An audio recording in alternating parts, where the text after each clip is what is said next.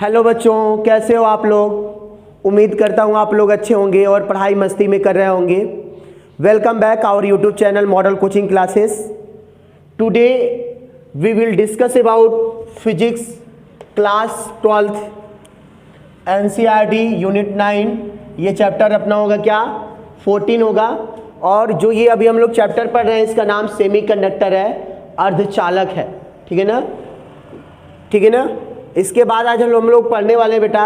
मैं सबसे पहले एक बात बता दूं आपको कि जो स्टूडेंट हिंदी मीडियम के हैं वो कभी भी ये मत सोचें कि आपको नहीं पढ़ाया जा रहा है। सेम आपको भी उतना ही समझ में आएगा जितने इंग्लिश मीडियम के बच्चों को आएगा। ठीक है ना, जितने सीबीएसई एमपी बोर्ड के बच्चों को आएगा उतना ही आप सभी को आएगा। ठीक है, कोई भी बोर्ड के हो आप इस चीज़ को बहुत अच्छे से क्लियरली अंडरस्टैंडिंग करने वाले हो। ठीक है, तो आप सबसे पहले कॉपी पेन लीजिए और जब मैं बोलूँगा उसको नोट करिएगा और वीडियो को अच्छे से कंसेप्ट करिए। यदि कोई भी प्रॉब्लम्स हो रहा है तो इसको अगेन रिवर्स करिए और उसे अगेन क्या करिए, प्ले करके देखिए। ठीक है ना, और एक आध दो बार देखोगे आपको बहुत अच्छे से कंसेप्ट हो जाएगा। ठीक है, आइए हम लोग समझते हैं। मैंने आपको बता दूं बेटा कि मैं सेमीकंडक्टर के लिए हम लोग 5th लेक्चर को अपलोड कर चुके हैं। जो लोग नहीं देखे हैं उनको एक बार देखिए। यदि वो पिछले लेक्चर्स को आप देखे हो या समझते हो तो इसको बहुत इजीली आप कंसेप्ट करोगे। अदरवाइज हो सकता है थोड़ी सी प्रॉब्लम हो, फिर भी आइए आप यदि बेसिक जानते होंगे तो आपको प्रॉब्लम्स नहीं होगा। ठीक है, आज हम लोग जो बेटा पढ़ने वाले हैं ये अपना पॉइंट क्या है, working of PN junction diode, या क्या बोलेंगे, current flow in PN junction diode. ठीक है ना, इससे कुछ लोग बोलते हैं working of PN junction diode, या ऐसे बोल सकते हो current flow in PN junction diode. इसको हिंदी में बोलेंगे पीएन जंक्शन में धारा प्रवाह या पीएन संधि में धारा प्रवाह। पीएन संधि में धारा कैसे प्रवाहित होगी इसके बारे में बेटा हम लोग पढ़ने वाले हैं। ठीक है ना, तो आइए देखते हैं। सबसे पहले देखो पीएन जंक्शन डायोड जो होता है, in PN junction diode there are two types flow of current, there are two types flowing current in the PN junction diode. ठीक है ना, in the PN junction diode there are two types, क्या हो जाएगा, current flowing. ठीक है ना, PN संधि में दो प्रकार से करंट फ्लो होता है। पहला देखोगे फॉरवर्ड बेस बाइस्ड, क्या लिखा है ये, फॉरवर्ड बाइस्ड, इसको हिंदी में बोलते हैं अग्र अभिनत। और दूसरा होता है रिवर्स बाइस्ड, इसको हिंदी में बोलते हैं पश्च अभिनत। ठीक है ना, अब आइए समझते हैं। पहले आज हम लोग पहला पॉइंट पढ़ने वाले हैं, क्या पढ़ने वाले हैं, फॉरवर्ड बाइस्ड के बारे में पढ़ने वाले हैं। अच्छे से समझिएगा, ये सर्किट देखिएगा बेटा, ये पीएन जंक्शन डायोड है। मैंने आपको इसके प्रीवियस लेक्चर में, मैंने 5th लेक्चर में बताया था, 5वें मैंने आपको क्या बताया था, लेक्चर में बताया था 5वें में कि ये पीएन जंक्शन डायोड होता है। ठीक है ना, अब इसको थोड़ा समझते हैं। देखो जब पीएन जंक्शन डायोड के पी रीजन को बैटरी के पॉजिटिव टर्मिनल से, ये देखो बैटरी है, ये कोई सेल बैटरी है, इसके हम पी रीजन्स को क्या किए, बैटरी के पॉजिटिव टर्मिनल से कनेक्ट कर दिए, और एन रीजन को हम लोगों ने क्या किया, बैटरी के निगेटिव टर्मिनल से कनेक्ट कर दिया। तो इस टाइम जो पीएन जंक्शन डायोड होगा इज सेड टू बी, क्या बोलते हैं, फॉरवर्ड बाइस्ड। क्या बोलते हैं इसको, फॉरवर्ड बाइस्ड। मतलब जब क्या बोलोगे, जब पीएन जंक्शन डायोड के पी छेद को बैटरी के धन सिरे से और एन छेद को बैटरी के ऋण सिरे से जोड़ दिया जाता है तो क्या बोलते हैं कि पीएन संधि डायोड अग्र अभिनत की स्थिति में है। कैसे बोलते हैं, जब बैटरी के पी क्षेत्र को बैटरी के, देखो ध्यान देना, जब बैटरी के धन सिरे को पी क्षेत्र से और बैटरी के ऋण सिरे को एन क्षेत्र से जोड़ दिया जाता है तो इस समय जो संधि होती है, पीएन जंक्शन डायोड होता है, वो अग्र अभिनत की स्थिति में कहलाता है। ठीक है, अगेन डिफिनीशन पे आते हैं, थोड़ा सा देखते हैं पहले। When positive terminal of a battery is connected to region P and negative terminal connected to N region, then junction is said to be, क्या बोलोगे, फॉरवर्ड बाइस। अभी मैंने आपको समझा दिया फॉरवर्ड बाइस में क्या होगा। जब भी ये फॉरवर्ड बाइस में पीएन जंक्शन डायोड होगा, फॉरवर्ड बाइस में पीएन जंक्शन डायोड होगा, तो उस समय बैटरी का जो पॉजिटिव टर्मिनल होता है पी क्षेत्र से कनेक्ट होगा और बैटरी का निगेटिव टर्मिनल जो होगा एन क्षेत्र से कनेक्ट होगा। ये चीज आपको समझना पड़ेगा। ठीक है ना, अब इसमें जो करंट फ्लो होता है बेटा वो मिली एम्पियर ऑर्डर का करंट होता है। किस ऑर्डर का होता है, मिली एम्पियर। किस ऑर्डर का करंट होता है, मिली एम्पियर का होता है। एक चीज और मैं थोड़ा सा आपको डायग्राम को क्लियरली करने के लिए इसमें जो हमारा जो क्या है अप्लाइड वोल्टेज जो भी है, अप्लाइड वोल्टेज कहाँ पे है, क्या हो रहा है, towards the PN junction diode की ओर फ्लो हो रहा है। और जो बैरियर पोटेंशियल होता है VB जो होता है, ठीक है ना, तो क्या होगा, outwards of the PN junction diode होता है। मतलब हमें जो अप्लाइड वोल्टेज है ना, ये जो बैटरी हम लोग लगाए हैं, इसका करंट जो होता है संधि की ओर जाएगा। और जो अक्षय पर्त का करंट होता है बैरियर पोटेंशियल, याद है ना, बैरियर पोटेंशियल, उसका जो करंट होगा outward of the PN junction diode, संधि के बाहर की ओर ऐसे होता है, ठीक है ना। ये चीज आप समझ गए। अब देखो बेटा होता क्या है, पहले मैं आपको बता दूं, इस चीज को बहुत अच्छे से क्लियरली कर लो। देखो सबसे पहले आप लोग एक चीज जानते हो कि जो पी रीजन होता है, यहाँ पे मेजॉरिटी क्या होता है, चार्ज कैरियर जो होता है, कौन सा होता है, होल होता है। मेजॉरिटी चार्ज कैरियर कौन होता है, होल होता है। और यहाँ पे मेजॉरिटी चार्ज कैरियर कौन होता है, इलेक्ट्रॉन होता है। क्या होता है, इलेक्ट्रॉन्स होते हैं। यहाँ पे होल्स होते हैं, यहाँ पे इलेक्ट्रॉन होते हैं। मतलब याद करो, मैंने जब पीएन जंक्शन डायोड आपको बताया था, तो बताया था जो पी टाइप का सेमीकंडक्टर होता है, उसमें मेजॉरिटी चार्ज कैरियर कौन होता है, होल्स होता है। और इसमें मेजॉरिटी एन टाइप में क्या होता है, मेजॉरिटी चार्ज कैरियर कौन होता है, इलेक्ट्रॉन्स होता है। पीएन संधि डायोड में मैंने बताया था कि पी क्षेत्र में क्या होते हैं, बहुसंख्यक होल्स होते हैं, बहुसंख्यक आवेशवाहक होल्स होते हैं। और एन टाइप के अर्धचालक में बहुसंख्यक क्या होते हैं, आवेशवाहक इलेक्ट्रॉन्स होते हैं। ये आप जानते हो।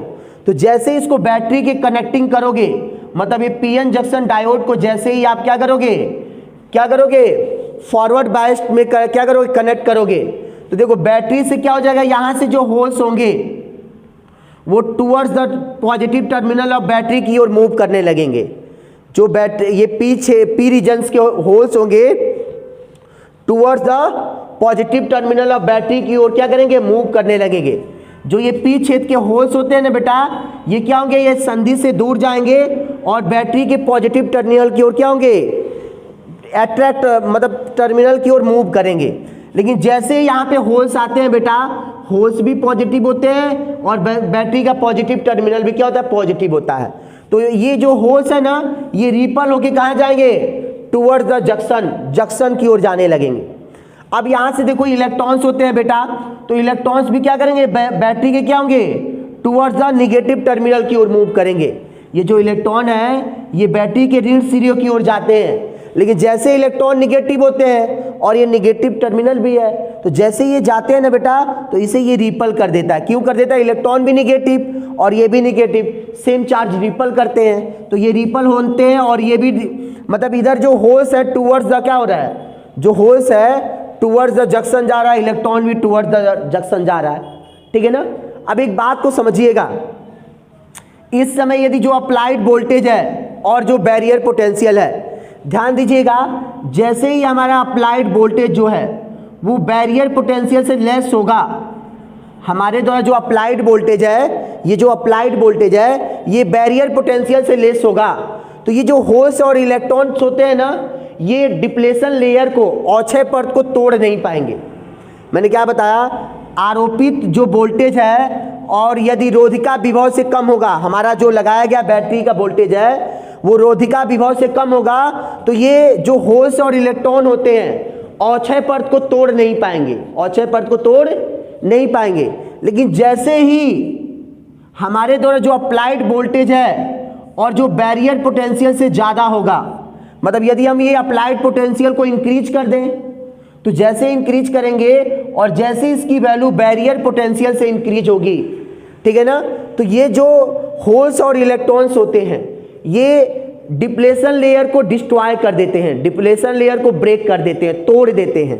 मैंने क्या बताया, हमारे द्वारा आरोपित जो वोल्टेज है और जो रोधिका विभव से जैसे अधिक हो गया, यदि हम विभवांतर बढ़ाते जाएं और हमारे द्वारा आरोपित वोल्टेज रोधिका विभव से अधिक हो जाए, तो ये क्या करेगा, ये होल्स और इलेक्ट्रॉन अक्षय पर्त को तोड़ देते हैं और क्या होते हैं, ये संधि में जाकर एक दूसरे को नष्ट करने लगते हैं और जिसके कारण आपको मिली एम्पियर की करंट फ्लो होने लगती है।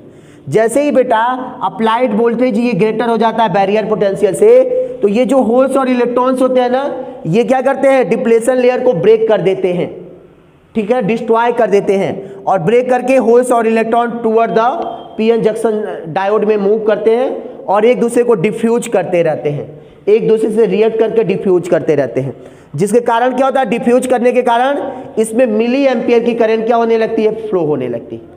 ठीक है, कितनी करंट होती है, मिली एम्पियर की करंट फ्लो होने लगती है। देखो जब तक करंट फ्लो कब तक नहीं होगा, करंट फ्लो नहीं होगा कब तक, जब तक हमारे द्वारा अप्लाइड वोल्टेज बैरियर पोटेंशियल से मिनिमम होगा। क्यों, क्योंकि होल्स और इलेक्ट्रॉन डिप्लेशन लेयर को ब्रेक ही नहीं कर पाएंगे, लेकिन हमारे द्वारा जैसे ही अप्लाइड वोल्टेज बैरियर पोटेंशियल से मैक्सिमम होता है, ये डिप्लेशन लेयर को ब्रेक कर जाते हैं। ठीक है ना। अब एक बात बेटा, इसको समझाने के लिए मैंने एक बहुत अच्छा डायग्राम यहाँ पे बनाया है कि चीज़ों को आप और ज़्यादा मतलब और ज़्यादा क्या हो, डीपली समझो। देखो मैंने भी बताया कि हमारे जो अप्लाई वोल्टेज है ये इधर जाएगा, ये बैरियर पोटेंशियल इधर होता है। ठीक है ना, बैरियर पोटेंशियल जो होता है इधर होता है। आपको पता है मैंने बताया था, जर्मेनियम के लिए बताया था, सिलिकॉन के लिए बताया था, दोनों के लिए मैंने बैरियर पोटेंशियल आपको बताया है।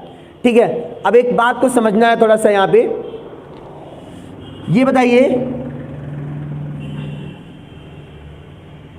थोड़ा समझते हैं यहाँ पे। अब देखो जैसे ये पी रीजन्स है, तो पी रीजन्स में क्या होते हैं, मेजॉरिटी चार्ज कैरियर कौन होते हैं, होल्स होते हैं। पी क्षेत्र में बहुसंख्यक आवेश वाहक होल होता है और एन क्षेत्र में मेजॉरिटी चार्ज कैरियर इलेक्ट्रॉन्स होते हैं। लेकिन जैसे ये डिप्लेशन लेयर को ब्रेक कर देता है, जैसे हमारा बीज ग्रेटर देन वीबी होता है, वैसे ही क्या होते हैं ये जो होल्स और इलेक्ट्रॉन, देखो ये जो होल्स है, जो क्या हो रहा है, पी बैटरी के पॉजिटिव टर्मिनल से रिपल होके और जो इलेक्ट्रॉन बैटरी के नेगेटिव टर्मिनल से रिपल होके टूवर्ड द जंक्शन की ओर जा रहे थे। जैसे हमारे द्वारा अप्लाइड वोल्टेज इंक्रीज करता है तो ये बैरियर पोटेंशियल को मतलब डिस्ट्रॉय कर देते हैं, और डिस्ट्रॉय करने के बाद एक दूसरे को डिफ्यूज करने लगते हैं, और जिसके कारण आपको माइक्रो एम्पियर करंट फ्लो होने लगता है। जैसे देखो क्या होता है बेटा, जैसे ही इधर जब होल्स आता है प्रतिकर्षित होकर जाता है पी क्षेत्र की ओर, इधर के इलेक्ट्रॉन्स आते हैं प्रतिकर्षित होकर कहाँ जाते हैं, एन क्षेत्र की ओर। लेकिन जैसे ही ये हमारे द्वारा अप्लाइड वोल्टेज रोधिका विभव से अधिक होता है, बढ़ाते हैं, यदि वोल्टेज को बढ़ाते जाएं और रोधिका विभव से अधिक हो, तो ये जो होल्स और इलेक्ट्रॉन होते हैं अक्षय परत को तोड़ देते हैं। ये क्या है बताओ, मैंने आपको बताया था, याद होगा आपको, अक्षय परत बोलते हैं, अक्षय परत या परत भी बोलते हैं। ठीक है ना। ये अप्रॉक्स सभी के लिए अलग अलग होता है, जर्मेनियम के लिए, सिलिकॉन के लिए 10⁻⁻6 मीटर का होता है अप्रॉक्स इसका ऑर्डर जो होता है। तो ये जैसे इसको ब्रेक कर देते हैं, और ब्रेक करने के बाद देखो इसमें होल्स और इलेक्ट्रॉन एक दूसरे के आने लगते हैं और डिस्ट्रॉय करने लगते हैं, जिसके कारण इसमें मिली एम्पेयर की करंट फ्लो होने लगती है। ठीक है ना, ये ब्रेक कर दिए। देखो आप सोच रहे होंगे कि यहाँ तो अभी होल्स था, इलेक्ट्रॉन कहाँ से आ गया, तो बेटा ये जब ब्रेक कर दिए तो इधर के जो मेजॉरिटी चार्ज कैरियर इलेक्ट्रॉन्स होंगे इधर आ रहे हैं, और इधर की जो मेजॉरिटी चार्ज कैरियर होल्स है इधर जा रहे हैं। ये जो मैंने डिब्बा ये सर्कल बना के इसमें साइन दिया है ना, ये चार्ज कैरियर है। ये यहाँ के पॉजिटिव जो चार्ज कैरियर, पॉजिटिव मतलब होल्स चार्ज कैरियर होते हैं, जो क्या होते हैं, एन रीजन की ओर मूव करने लगते हैं, और यहाँ के जो नेगेटिव चार्ज कैरियर इलेक्ट्रॉन्स होते हैं जो पी रीजन की ओर मूव करते हैं और एक दूसरे को डिफ्यूज करने लगते हैं, और जिसके कारण करंट मिली एम्पियर की फ्लो होने लगता है। बेटा आप समझ गए होगे ना। जब क्या होता है, जैसे ही हमारे द्वारा आरोपित विभव प्राचीर विभव से अधिक होता है, तो ये अक्षय परत को दोनों होल्स और इलेक्ट्रॉन तोड़ देते हैं, और होल्स इलेक्ट्रॉन में, इलेक्ट्रॉन होल में जाके एक दूसरे को नष्ट करने लगते हैं, जिसके कारण आपको मिली एम्पियर की करंट फ्लो होने लगता है। ये भी मैंने एक डायग्राम आपको समझाने के लिए बना दिया है। अब बेटा एक चीज समझना है अपने को, थोड़ा सा इसको अच्छे से समझ लेना है। When V exists, the majority charge carrier start flowing easily across the junction and set up a large current approx milliampere का फ्लो होने लगता है, कॉल्ड फॉरवर्ड करंट। इसको क्या बोलते हैं, फॉरवर्ड करंट। अब यदि अप्लाइड वोल्टेज को इंक्रीज करोगे तो फ्लोइंग करंट भी क्या होता है, इंक्रीज होने लगता है। यदि अप्लाइड वोल्टेज को इंक्रीज करोगे तो फ्लोइंग करंट भी क्या होता है, इंक्रीज होने लगता है। बेटा एक चीज बहुत इंपॉर्टेंट चीज अपने को समझना है, देखो यहाँ पे आरोपित यदि वोल्टेज को बढ़ाओगे तो धारा का मान भी बढ़ता है। ये जो धारा है मिली एम्पियर, जो ऑर्डर की मिली एम्पियर कोटि की धारा बह रही है, ये भी बढ़ने लगता है। लेकिन एक बात समझना है सबसे पहले अपने को, अब हम लोग ग्राफ प्लॉट करेंगे अप्लाई वोल्टेज और फ्लोइंग करंट। ठीक है ना, तो क्या लिखोगे, द ग्राफ प्लॉटेड बिटवीन या the graph plotted by taking the forward voltage V on x axis and forward current I on y axis is called forward characteristic of PN junction diode. इसे क्या बोलेंगे हम लोग? अभिलाक्षणिक वक्र बोलेंगे। PN diode का अग्र अभिनत में अभिलाक्षणिक वक्र, मतलब हिंदी में क्या बोलोगे इसे? जब हम लोग क्या करते हैं अप्लाई वोल्टेज और प्रवाहित अप्लाइड वोल्टेज और प्राप्त करंट के बीच ग्राफ खींचते हैं, तो जो ग्राफ प्राप्त होता है उसे पीएन डायोड का अग्र अभिनत में अभिलाक्षणिक वक्र कहते हैं। क्या बोलते हैं? पीएन डायोड का अग्र अभिनत में अभिलाक्षणिक वक्र कहते हैं। जो आरोपित वोल्टेज है ना और जो करंट है, इसके बीच जब हम ग्राफ खींचेंगे तो हमेशा वोल्टेज को एक्स एक्सिस पे लेते हैं और करंट को वाई एक्सिस पे लेते हैं। आप लोग ओम्स लॉ में पढ़े हो कि वोल्टेज को कहाँ लेना है? एक्स एक्सिस पे, करंट को वाई एक्सिस पे लेना है, ठीक है ना। ये ग्राफ ऐसे होता है, ये फॉरवर्ड वोल्टेज है, ये ग्राफ हम लोग प्लॉट कर रहे हैं, ये अप्लाइड वोल्टेज और करंट पे। एक चीज बहुत अच्छे से समझना है बेटा, ये नी पॉइंट अपने को समझना है। नी पॉइंट मतलब झुकाव बिंदु क्या होता है? देखो, जब एक क्या होता है ना, जब ये इवेंट होता है ना, तो जैसे तुम अप्लाई वोल्टेज का मान बढ़ाते हो एक डिफिनिट टाइम पे, कुछ समय बाद यदि ये आरोपित विभवांतर का मान बढ़ाते हो तो ये जो करंट है इसका मान बढ़ता नहीं है। लेकिन यदि बढ़ाते जाते हो तो एक ऐसा विशेष समय आता है जिसमें ये करंट अचानक बहुत अधिक बढ़ जाता है। मैंने क्या बोला? आरोपित वोल्टेज, ये जो अप्लाई वोल्टेज है, इसको एक कुछ समय बाद जब इंक्रीज किया जाता है तो करंट कांस्टेंट रहता है, ज़्यादा नहीं बढ़ता है। लेकिन एक पार्टिकुलर टाइम में जो करंट होता है काफ़ी ज़्यादा इंक्रीज हो जाता है, इसको नी पॉइंट बोलते हैं। हिंदी में इसको बोलेंगे झुकाव बिंदु। देखो यहाँ पे झुका है ना, झुकाव बिंदु होता है। ये जर्मेनियम के लिए अप्रॉक्स 2.2 वोल्ट से 2.3 वोल्ट होता है और ये सिलिकॉन के लिए अप्रॉक्स 0.7 वोल्ट होता है। जर्मेनियम के लिए कितना होता है? शुद्ध जर्मेनियम के लिए 0.2 से 0.3 वोल्ट होता है और सिलिकॉन के लिए होता है 0.7 वोल्ट होता है, ठीक है ना। मैंने क्या बोला कि आरोपित वोल्टेज का मान बढ़ाते जाते हैं तो धारा का मान बढ़ता नहीं है, धारा का मान कुछ समय तक नियत रहता है। लेकिन आरोपित वोल्टेज का मान बढ़ाते हैं तो धारा का मान अचानक बहुत अधिक बढ़ जाता है। धारा का मान देखो, एक नियत है ना, फिर यहाँ पे बहुत अचानक बढ़ जाता है और इसको नी पॉइंट बोलते हैं। क्या बोलते हैं? नी पॉइंट बोलते हैं, झुकाव बिंदु। हिंदी में यदि हमसे कोई पूछेगा तो क्या बोलोगे? झुकाव क्या बोलोगे? बिंदु बोलोगे, ठीक है ना। अब एक बात समझते हैं, थोड़ा इसको समझना है, आखिर क्यों यहाँ पे बहुत सारा एक ही बार करंट इंक्रीज कर जाता है। यहाँ पे करंट नहीं बढ़ता है लेकिन ऑटोमेटिक बढ़ जाता है, क्योंकि देखो जब हम वोल्टेज को बढ़ाते जाते हैं ना तो बहुत सारे जितने भी कंडक्शन बैंड जो कोवैलेंट पे बहुत सारे जो इलेक्ट्रॉन होते हैं आपस में ब्रेक कर जाते हैं। कोवैलेंसी जो बैंड के इलेक्ट्रॉन्स होते हैं, बहुत सारे एक ही बार कोवैलेंसी बैंड के इलेक्ट्रॉन आपस में ब्रेक कर जाते हैं, इसीलिए करंट की वैल्यू बहुत ज़्यादा हो जाती है। देखो यहाँ पे जो होते हैं बहुत सारे वैलेंसी बैंड के जितने भी इलेक्ट्रॉन्स होते हैं वो आपस में ब्रेक कर जाते हैं और जब ब्रेक करते हैं तो करंट की वैल्यू बहुत बढ़ जाता है। वास्तव में धारा का मान अचानक क्यों बढ़ता है? क्योंकि बहुत सारे सहसंयोजक बंध आपस में एक साथ ही टूट जाते हैं। एक विशेष समय पर बहुत सारे सहसंयोजक बंध एक ही साथ टूट जाते हैं जिससे धारा का मान में बहुत अचानक वृद्धि हो जाती है और इस वोल्टेज को क्या बोलते हैं? पीएन डायोड का अभिलाक्षणिक वक्र बोलते हैं। और इस जहां पे ये झुकाव होता है इसे झुकाव बिंदु या नी पॉइंट बोलते हैं, ठीक है ना। अब आते हैं आपको हम थोड़ा सा, यदि वीडियो में कोई भी प्रॉब्लम्स हो तो आप इसको एक बार देखिएगा और इसको प्ले करिएगा। यदि उसके बाद भी प्रॉब्लम्स है तो हमें कमेंट करिएगा, हम अगेन आपको अंडरस्टैंडिंग करवाएंगे, ठीक है। नेक्स्ट लेक्चर में हम लोग देखेंगे रिवर्स बाइस क्या होता है। यदि आपको कोई भी प्रॉब्लम हो तो आप हमें बताइए और thank you for watching my video. Take care, bye bye.